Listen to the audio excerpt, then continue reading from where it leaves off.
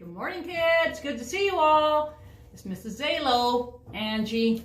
Anyways, remember last week we were talking about Gideon and how he was like, stop, go, yes, no, I don't want to go into battle. And he had the angel came to him and he was still questioning God, and he asked to have the fleece wet and then dry. And anyways, you must have been in suspense this whole week wondering what on earth is going to happen. Is he finally going to go to battle or not?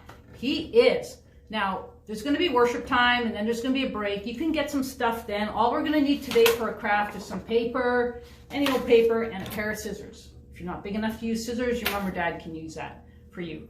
And what we're going to do is get your Bibles. If you can hear me and go get your Bibles, that would be great. Otherwise, you can look it up later. Our story today is going to be in Judges. So we've moved on: Genesis, Exodus, Leviticus, Numbers, Deuteronomy, Judges.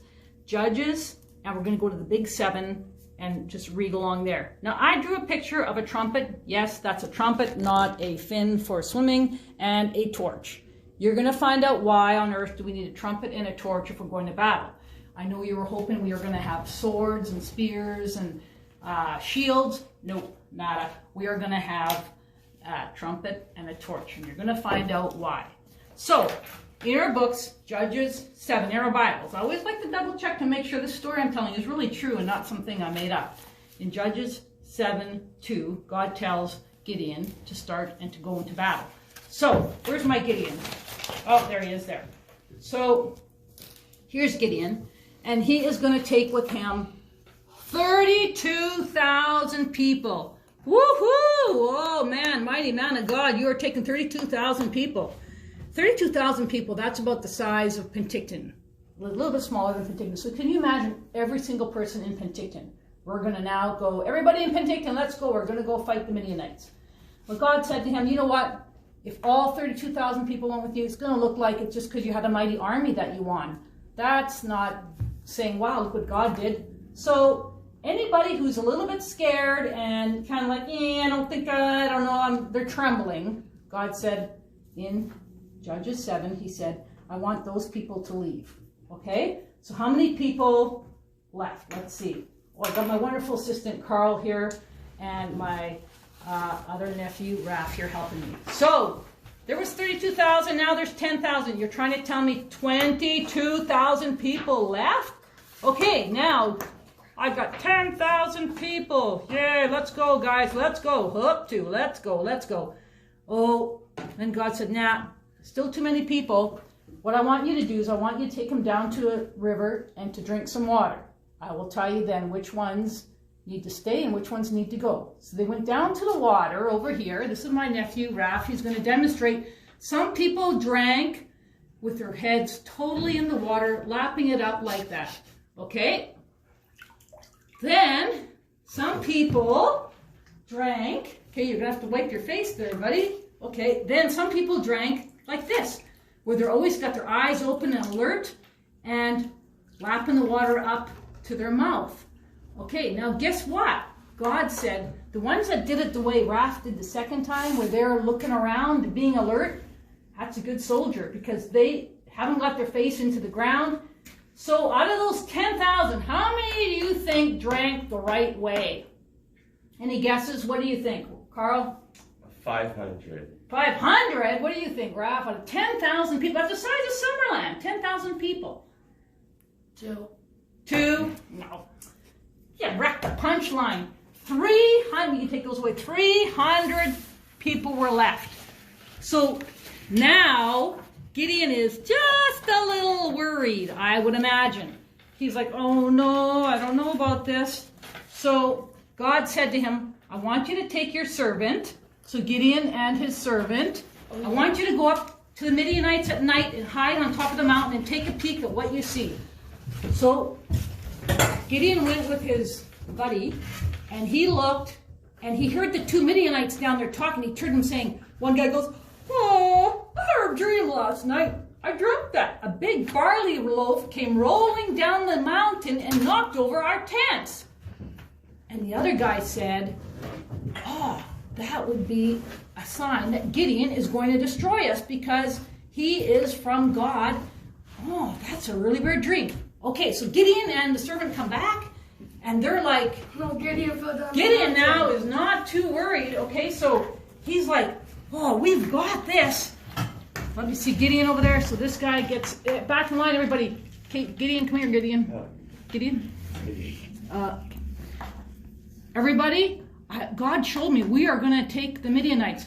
I want everybody to get a torch in their one hand and a trumpet in their other hand. A torch and a trumpet. And this is what we're going to do. When we get close and I give the signal, so what he did was he had, a torch. There you go. So this is a torch. This is a modern day torch. You probably can't see because it's light in here. Okay, so take the torch. I want you to put a clay jar on top of it. Now, I'm supposing that they did that so they could go at night and the Midianites would not see any light coming. Then in your other hand, I want you to have a trumpet. That's all they had. No swords, no spears. When I give the signal, I want you to break the clay jar. Wow! And then keep holding the torch and blow the trumpet.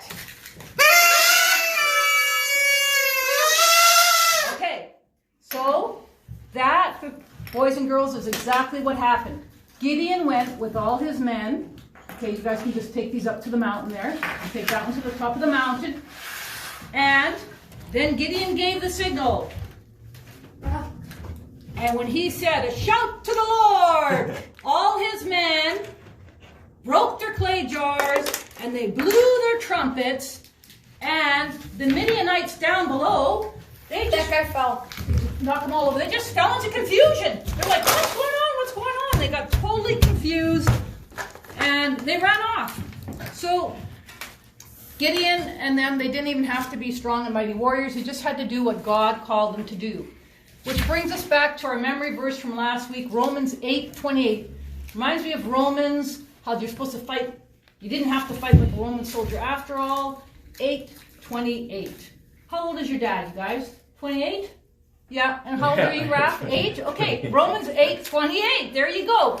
We know that in all things God works for the good of those who love Him. 928. Okay. Well, Gideon was somebody who loved God, and everything worked out for the good. So God chooses you to do great things. You may not have to go into battle. I hope I'll never have to get called to do what Gideon was called to do. But whatever you get called to do, maybe God's telling you to go talk to somebody, or God's telling you to not follow the status quo of doing what other people do that's bad. Go against it and say, no, I'm sorry, I don't want to do that. It's simple things like that. So do what God has called you to do, and He will do great things in you. All right, that was my nephews, Carl and Rafi. Thank you.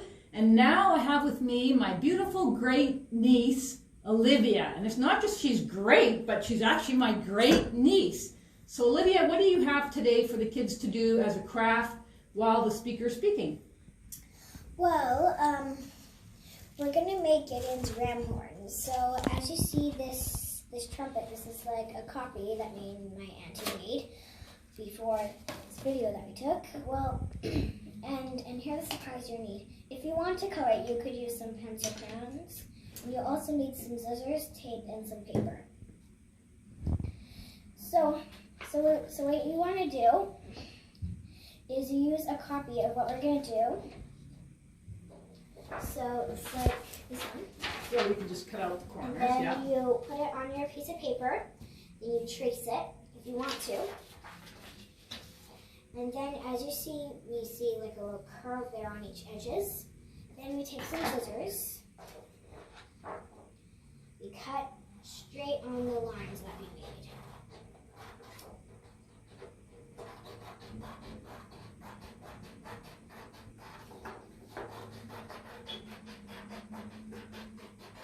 And once you're done, as you see I colored mine. Once you're done, you may want to put it upside down, like this. Mm-hmm. Then you roll it up.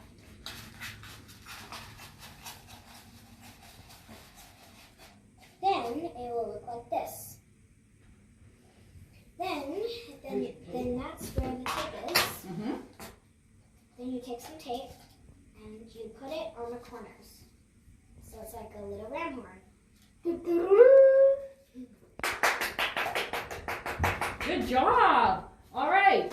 Have fun with that, kids. See you again. Bye.